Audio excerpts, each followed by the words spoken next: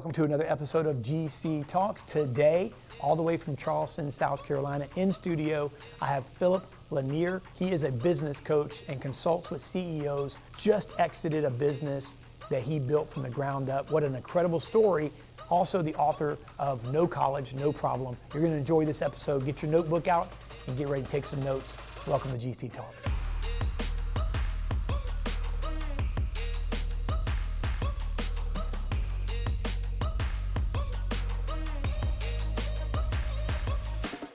All right, today's guest is the kind of entrepreneur whose story challenges the status quo and inspires us to think bigger, not just in business, but how we live and lead. Phillip Lanier is an entrepreneur, business coach, and author who went from a D student, sounds familiar, with no college degree, sounds familiar, to building an $18 million business from the ground up. But it wasn't a straight line. In fact, Phillip didn't even realize he had started a business until years in. And at one point, he was ready to walk away from it all. Through grit, humility, and a relentless hunger for personal growth, Phillip transformed not just his company, but himself. He's the founder of Business Essentials and Growth Gears, where he now coaches CEOs to reclaim their time, scale with purpose, and lead with integrity without burning out. He's also the author of No College, No Problem, a powerful blueprint for those grinding without growth or stuck below the 8-figure ceiling.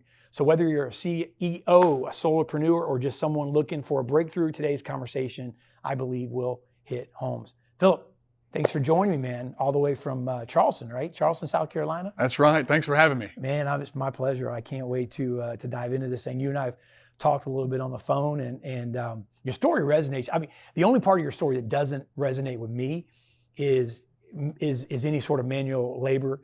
You know, I was not cut from that cloth. And matter of fact, my wife doesn't let me do anything around the house.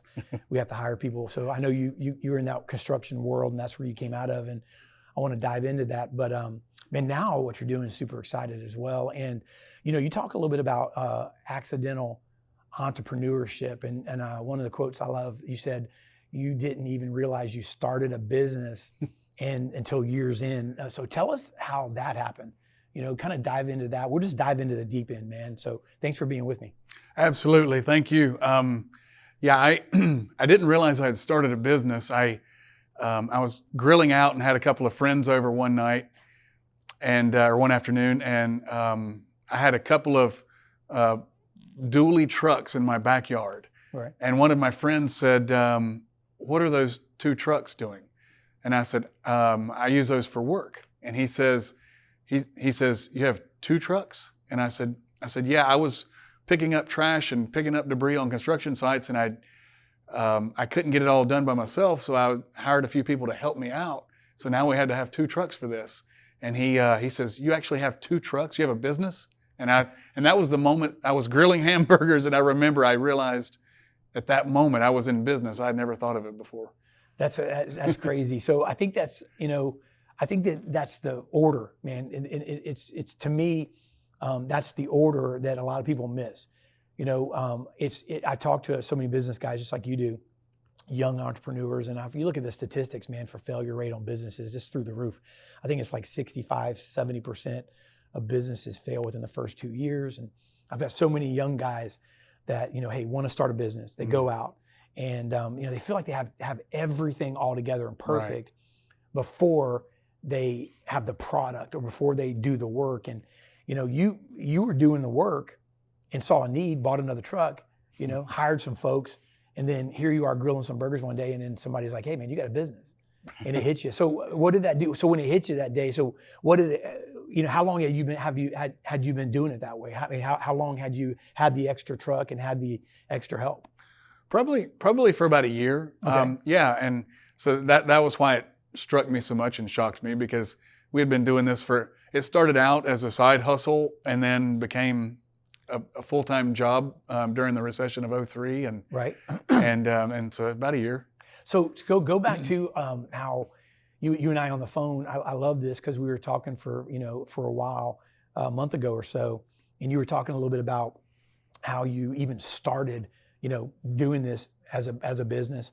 You were just in the right place at the right time, and there was an opportunity, and you know, you were talking about, you know, seeing an invoice on on someone's desk and kind of just putting everything together. Talk a little bit about that as well, because I think that, again, it's like you saw, I think business is when you have a need, you see a need and you meet it, and that's kind of your story. You saw a need and it's like, I could do this. Right. I could do it better and I could do it for less.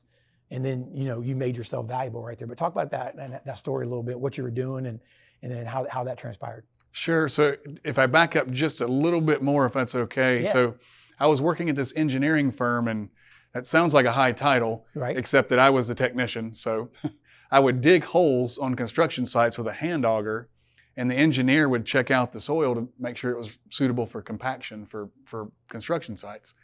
And I remember we would work 12-hour days, and then I just kind of befriended the superintendents on the construction sites, and so I would go in their job trailers in the evenings, and one of them asked me one day, he said, "Man, I can never get my truck washed. I work 60, 70-hour weeks." And I said, "I'll wash it for you." And he says, "You will?" And I said, "Yes, I'll come in on Sunday and wash it," or Saturday. It was Saturdays. And so me and my wife showed up, detailed his truck. One of the real estate agents for the home builder came over, brought her car and said, "Will you do mine too?" It took a long time to get the makeup caked off of the steering wheel. Right. Delete. But so anyway, we detailed both of those, and then more people started bringing in their vehicles. And the superintendent said, "Do you want more?" And I was like, "Yes," because we're trying to save up for a house. And so he said, "You see these fields out here," because the home builders would mass grade 50 acres, and then they would put in the streets, and then they would grass everything and just start spot building houses. Well, all the lots where they weren't building houses, the grass was 4 or 5 feet tall. He said, "Would you mind mowing this? You can rent a bush hog." And so I was like, "Okay, yeah, sure." So we started.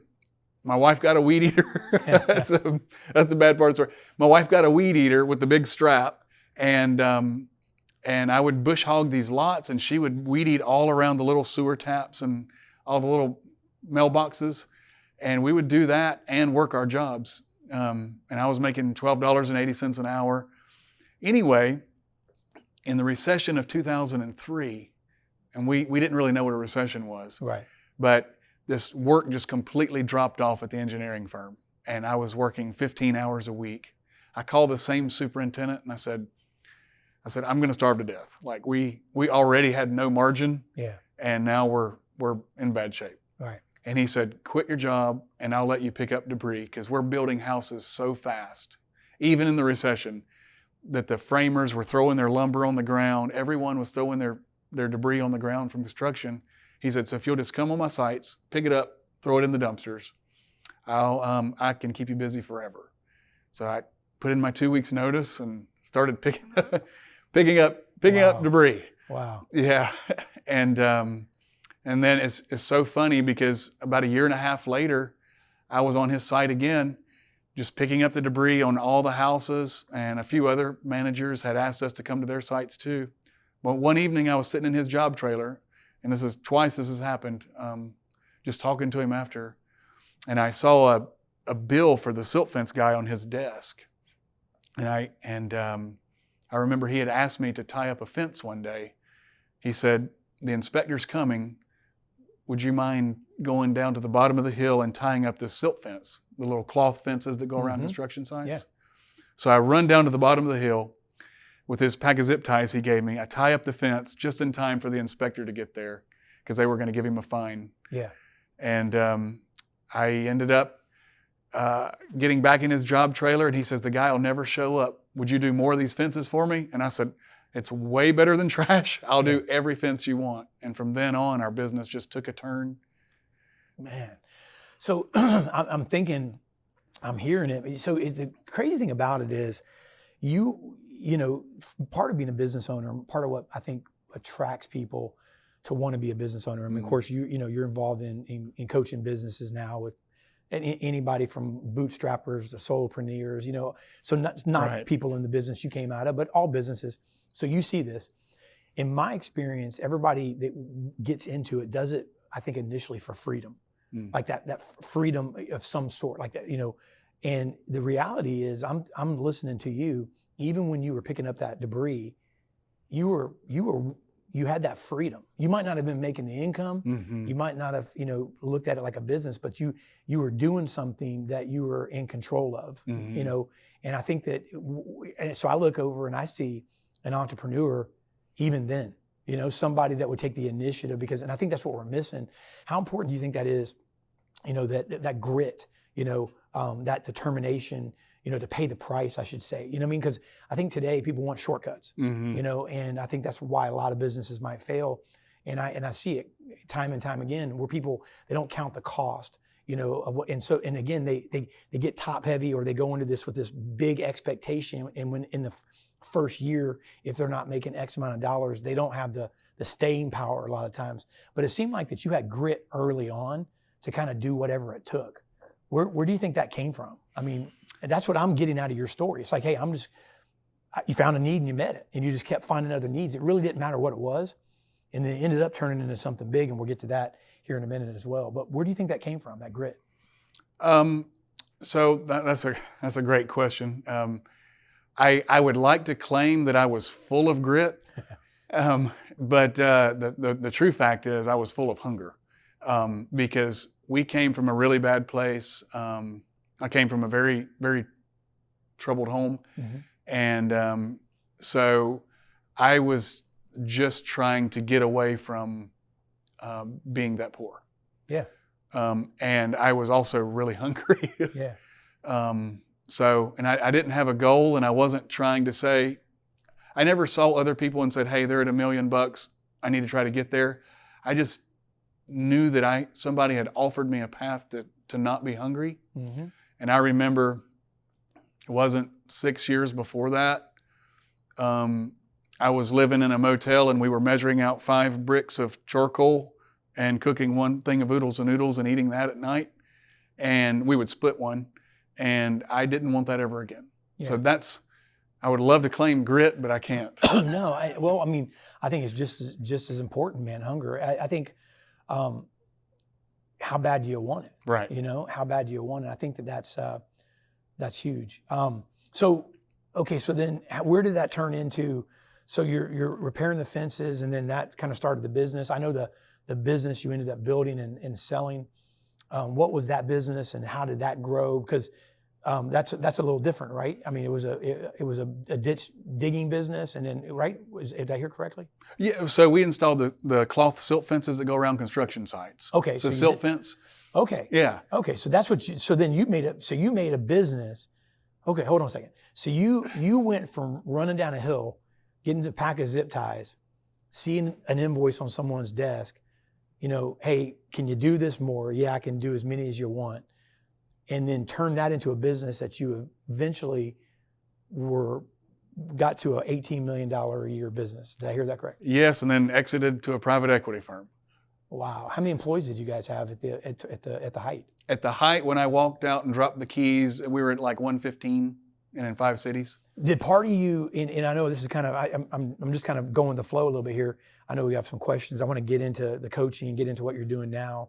But did part of you, because I know you were a believer, you've been a man of faith even prior to this, but did part of you, because you're hungry, did part of you want to see, did you get turned on or get excited or passionate about employing that many people? In other words, having people have jobs because of something that you created.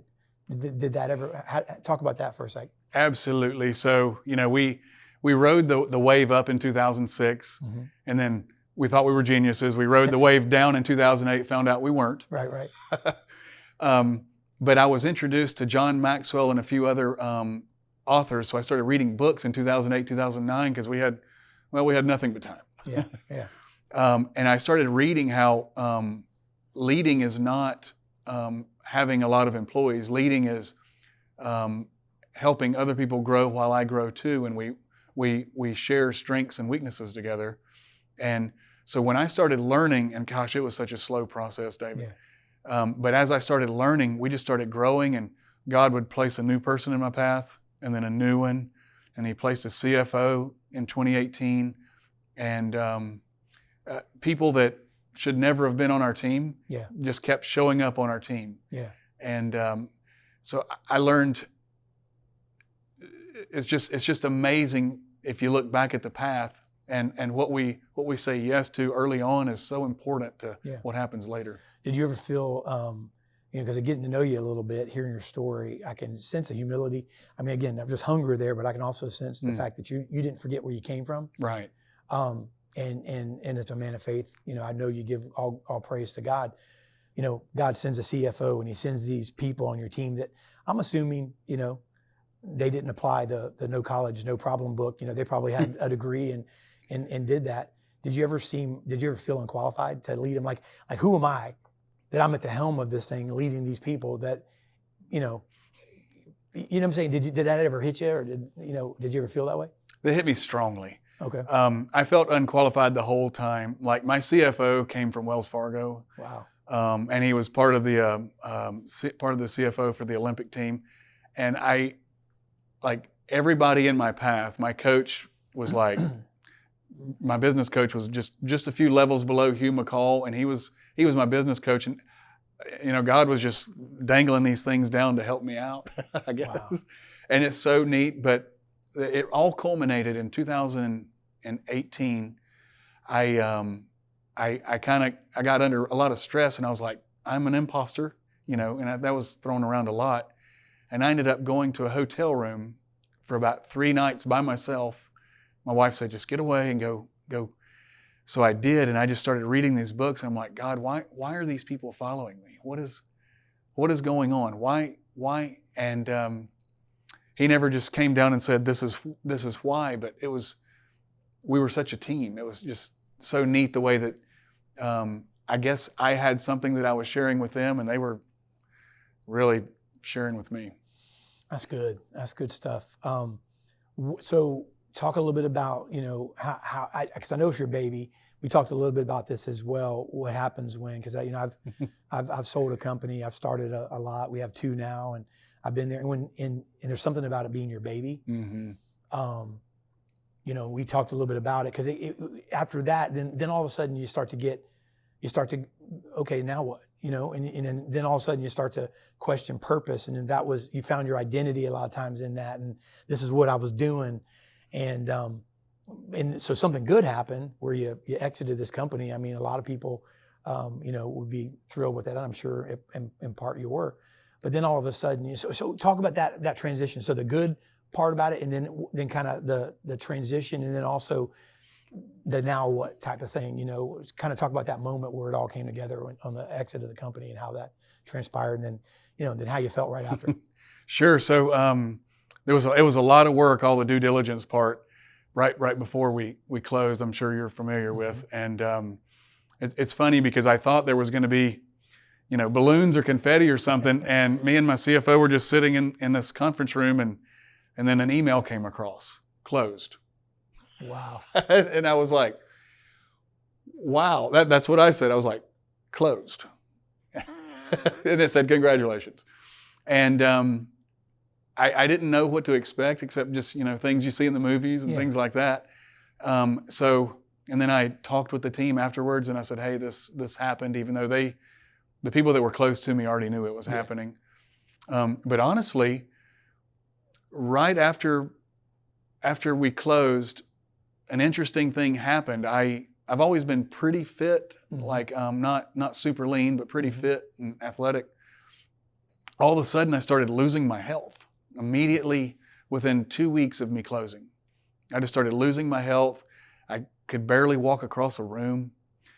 And about a month goes by, and I'm just having this anxiety. I could just barely walk. And my wife was just maintaining the farm and taking care of us. And then finally, my assistant, I had moved her into a different company so that she could stay with me through the acquisition. She says, I'm sending you to my counselor. And because Tracy had taken me to 2 different hospitals because I thought I was having a heart attack. I thought I was dying. Just kept waking up with these panic attacks. And so I go to this counselor, and we're just sitting there, and I'm on this big, huge, thick brown couch. And this guy, he must be 6'6", and he's just talking to me for about 45 minutes. He just talks and asks me questions. And I said, "Sir, I don't think we're getting anywhere." And he says, "Can I ask you one more question?" And I said, "Yes, sir." And he said, "You sold your company, right?" And I said, "Yes, sir." And he said, "Did you get a good payout?" And I said, "I did. I never have to work again." And he said, "Have you spent any of it?" And I said, "No, sir." And he says, "Why?" And I said, "Because I don't want it. I don't like the money. I would rather just give it back. I don't want it." And he says, "Tell me about your father." And I said, "There's not much to tell you. My mom was 16 when she had me. My father was addicted to crack, and I never met him until I became an adult." And he says, "Did he ever give you Christmas presents?" And I said, "Sir, I realize we're from different sides of town, but people don't give up crack for a day to buy you Christmas presents." Right. He said, "Well, did he ever give you birthday presents?" And I said, I see the income gap here, but no, sir, he didn't." And I said, I don't think we're getting anywhere." And he said, "I know what's wrong with you." And I said, "You do?" And he said, "Yeah, your father on earth failed you, so that now that your Father in heaven has given you this awesome gift, your brain can't comprehend it and you don't know how to accept it." Wow. And I sank into his couch 2 feet. It was one of those big, thick couches. Yeah.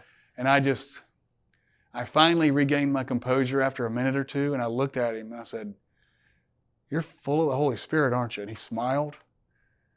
And he said a few more things. Yeah. But he said, "You've built this wall in your mind, and you never even knew it." Man. And Is that one of the rock bottom kind of moments you think you hit there? Is that? it is. And then so that sounds like it was like a pivotal, like a moment that just changed everything. Because think about this. I mean, most people sit there and say, because people view money that way. Mm-hmm. They view, hey, never have to work another day, man. That's a payout. Right. Wow, this is awesome. You know what I mean? But money won't fix what money can't fix, right? And that's powerful. Yeah. That's powerful. So I'm assuming that brought freedom, right? Or the gateway into it. Surprisingly, almost immediately, I just started, praying and talking with my wife and tearing down this wall.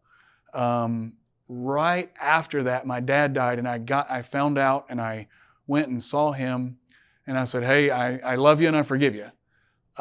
And he had been nonverbal with cancer for probably 6 months, and he died the next day.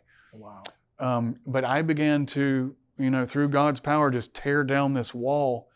And I was just thinking, and I was talking to my son, how many people have walls, and maybe I have even more walls that I don't even know about, that have been built, and I had no idea until this massive sum of money came in my life. Yeah. Man, that's powerful. That's powerful. I believe that'll help. That helps somebody watching right now just by itself there, because, we've all got things like that, trauma, and a lot of times with us guys, man, it comes from our dads, and so I got some of those as well that I've had to overcome. Kind of moving along though, I want to ask you, and that's super powerful, Phillip. So now you're experiencing freedom. You're tearing the walls down. You got this money. You got the sellout, but now you got time. Mm-hmm. And I know a guy. We're attached to identity, or attach our identity a lot of times to what we do as well. So now you got this time. Did it ever kind of go, now what? Okay, so now what am I going? Because you're young. You're a young guy to retire. Right. You know what I mean? So where did that start kicking in? So after the conversation with the counselor, me and my wife took sailing lessons for 3 weeks on a 25-foot sailboat, and then proceeded to buy a big sailboat and sail it down to the Caribbean. We did that off and on for about a year. And so you got the vacation out of the way, man. You chilled for a while. Got it out of my system. There you go. Although I want to go back. Right. But then we come back. We moved to Charleston, and then so for about a year, I'm just frustrated. God, what do you want me to do? How did you put all this knowledge and wisdom and desire in me, and now I have no car to drive? Like, I have nothing to do.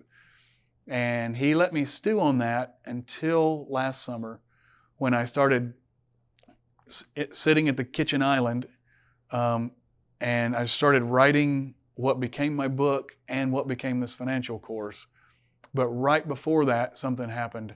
I was walking around the block one day, and I had my earbuds in, just listening to a sermon, and this pastor said something that just completely changed my life. I've always hidden my past because I was, embarrassed about it, but this pastor, it wasn't the point to his sermon, but he said this one sentence, and I turned off my headphones as soon as he said it. He said, "You can't learn from what you're embarrassed about." Wow. And I stopped walking in the neighborhood. I just stopped walking, and I turned off my earbuds. I didn't want to hear anything else after that. Don't let it sink in. And I was like, I've never told anybody anything about me. Always been embarrassed. And so then I started walking again after a few minutes, and I went back and I just started writing what became a manuscript and what became a financial plan, and my stories woven through it, but all the lessons. And David, the hardest part for me in the past year or so is learning how to break all of the false beliefs that I had gained through environment and survival. And so I started telling my story, and people are like, that makes me feel better because I didn't know that I could succeed either. Yeah, it's relatable. I mean, people, there's more people that can relate to that than thinking somebody just arrived somewhere, the first time they heard him speak. Like, right. This guy just was born with it. Yeah, there's no overnight success, man. Right. There's no, anybody that says that, run from them. So I want to dive in, man, real quick. We got a few more minutes here. It's what you're doing now. So now you're helping people. You wrote the book. I want our listeners to get it. And you mind if I grab this here? Sure. So I want our listeners to get this, and I'll hold it up here in a minute, talk about it. But, so it's purpose-driven leadership. That's what you're all about, and it's got to be tied to a purpose. You talk about building without a degree. I think that resonates. There's a lot of worldly people, a few big name people that are kind of big on that, and I think they're on to something. But again, as a believers, I think we have to guard what we hear, because there's a lot of those guys that say a lot of other things that we don't need to really take in. But when you talk a lot about that, I can relate to that. I think you and I, when we were talking, if you call it going to college, I mean, I think I went 5 or 6 times, and then during the 6 weeks that I officially was enrolled before they kicked me out, it was a community college. I did it to, keep my grandmother quiet. She paid for it, and I failed miserably, and I stopped going and dropped out. And again, when we talked as well, there's some that it works for, and there's some it doesn't. And so you talk a lot about that, building, without a degree, and enjoying the journey. There's just so many things that you kind of, hit on. So when you coach business leaders now, I'm assuming there's probably like a prerequisite for who you coach. I know when I coach, it's like they got to be bought into it. They got to be ready. They got to be, they got to be in the right mindset. It's not just helping somebody out. Right. And so, how did that all come about? To say I'm going to pour back into these business leaders, and I love the fact too, by the way, that you're teaching finances. Think about this. God took somebody. I know you have. God took somebody that grew up poor, struggled, not having anything. A few years before you started your business, here you are heating a can of noodles over, some charcoal, and then now you're talking about finances because God put that in you. God taught you how to do that and steward. It's just. I mean, it's only through Him, right? So maybe talk about that. Talk about the book a little bit, and kind of weave that in, and how you got involved with talking to other business leaders and helping them. And I think that if you're available, there might be some people that might reach out to you. Who knows? After this episode as well. But talk about that a little bit. So I heard a guy say, and I think it was Ed Milet or somebody, and he says, "You're most equipped to help the person you used to be." Somebody, I can't remember who said it. Yeah. And so I started thinking, why don't I go back and try to help the 20-year-old Phillip, the 18-year-old Phillip, the 25-year-old Phillip, and so that's what I did. So I actually have part of my story in there to let them know that anybody can come from any place. Mm-hmm. And I also have how I scaled the business and steps and action steps to get from 1 million to 5, 10, whatever. But also that's a big deal. That is a big deal because it's a different element, pioneering, and then getting to that $1.5 million, then getting up to that 4 or 5 million, right? And cracking then cracking that 8-figure. I mean, it's just a different game, and there's different skill sets, and it's different. Yeah, I mean, yourself, a $1 million company doesn't even resemble the structure of a $5 million company. No. And 5 to 10, unrecognizable. Yep. So that's what I did. But I wanted people to know that if you didn't have the opportunity to start at the starting line, where so many people do, like if you have to start way behind the starting line, you can still get there. Mm-hmm. It's what you say yes to. Yeah. Because I a lot of times I think, what if I had said no to the things that God was dangling to see if I was going to go, right? Yeah. Like, leave an engineering firm with not steady paycheck, but to go pick up debris. Like, what if I had said no? Yeah.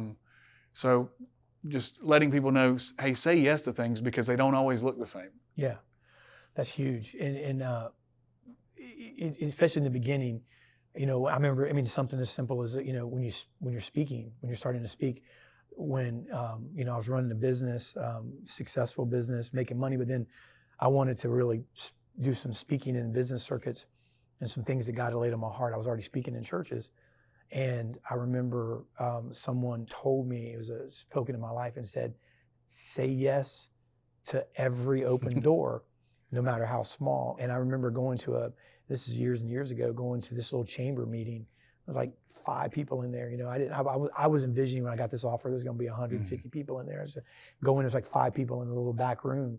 And it's amazing because those yeses open doors to bigger yeses. I was just telling somebody the other day, crazy stuff I write for Forbes, and just crazy doors of people I didn't even know reaching out, years later, and then paying you a lot of money to go to a place and speak for 20 minutes to people you don't even know because of the path that was laid. So it's just those yeses are so important, and people don't always do that.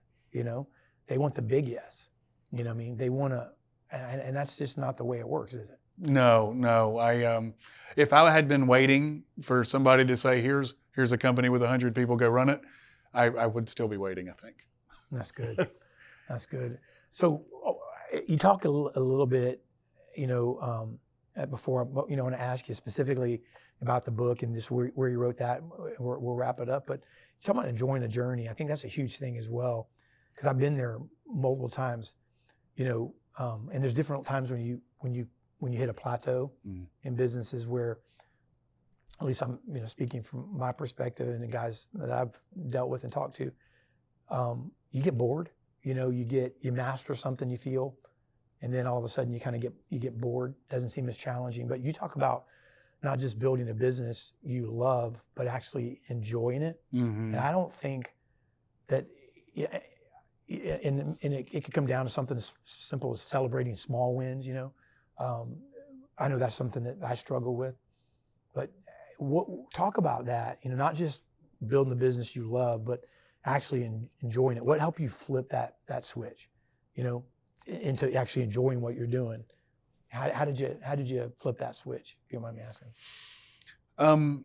I think it's wins throughout the team, because at the end of the day, most businesses are all the same, at least after you get past the field or whatever the product is. So one way I did it for myself was I would bring in groups of 10 people and lunch breaks, and I would put them through the Dave Ramsey Financial Peace class. And I would do that with just groups of 10. And then for the Spanish-speaking people, I actually found a guy that's very similar to Dave Ramsey for the same thing. And just my wins came from getting a text, hey, we just paid off our car.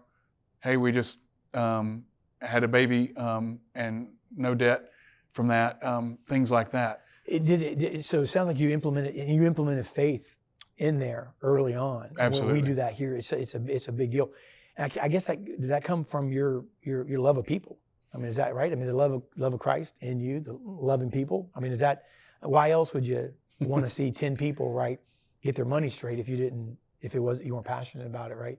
Right. Is that so you implemented faith? It sounds like you found ways to implement what you were passionate about, which was really the gospel, faith, and implementing that into your business. Is that what it sounds like you did? Yeah, I knew from the minute that guy, my buddy, told me that I had a business, or asked me if I had a business.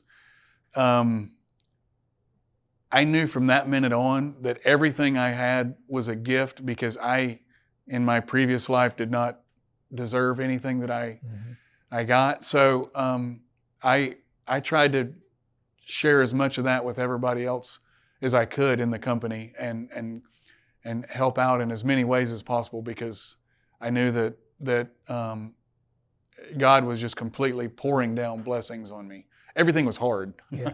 I'm not going to say it wasn't hard. It was really hard, but every time I would get a lot of grace in one spot probably begins to stink. You want to spread it out. Yeah, that's good. So let's get to the book, man, before we wrap up and tell people how they can connect with you, and reach out to you and how you can help them. But so number one, they need to get this book, No College, No Problem. So talk about why you wrote it down and what your main goal with this book is. My main goal when I started was to write down for my grandkids, that I'm having grandkids now, hey, you don't have to go to college. Right. So I've got them, and they're wonderful. I'd have been nicer to their parents if I had known I liked them so much. Heck yeah. So I just started writing down, hey, you don't have to go to college and spend this time unless you're going to be a doctor or engineer. So I just started writing down my path in case I get hit by a bus. Right. And some friends came over and said, more people need this than your grandkids. Go ahead and start changing it into a book. So I did. And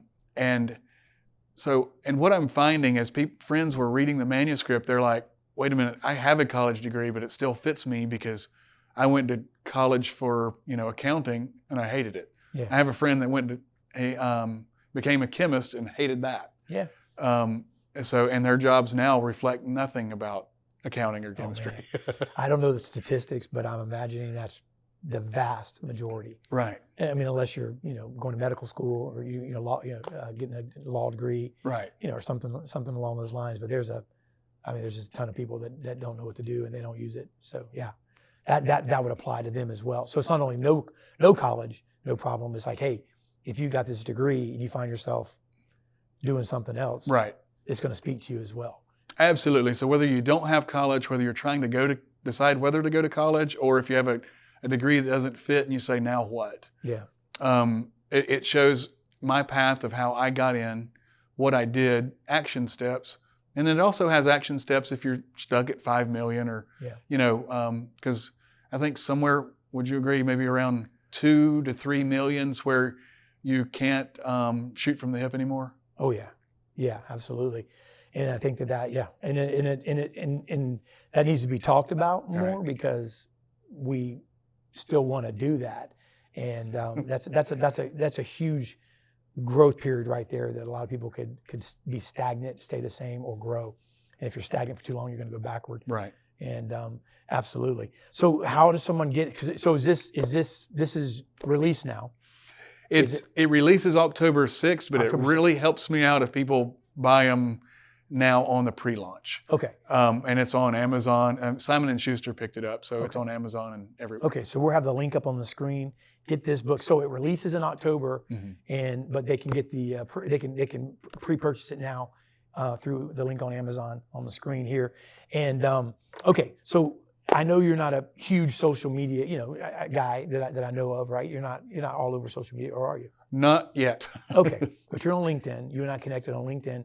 A lot of business individuals, that's where I do a lot of I'm on Instagram, on all the social media, but I'm going to tell you, LinkedIn is where I pick up a lot of relationships on business. I know you're on LinkedIn, so we'll put that link on the screen as well. If somebody wanted to reach out to you, and talk to you about coaching, and they were the right fit, and we know how to get the book here, what's the best way, without giving your number out or anything like that, somebody email you? We can pop it on the screen. What's the best way for someone to reach out to you if they want to connect with you?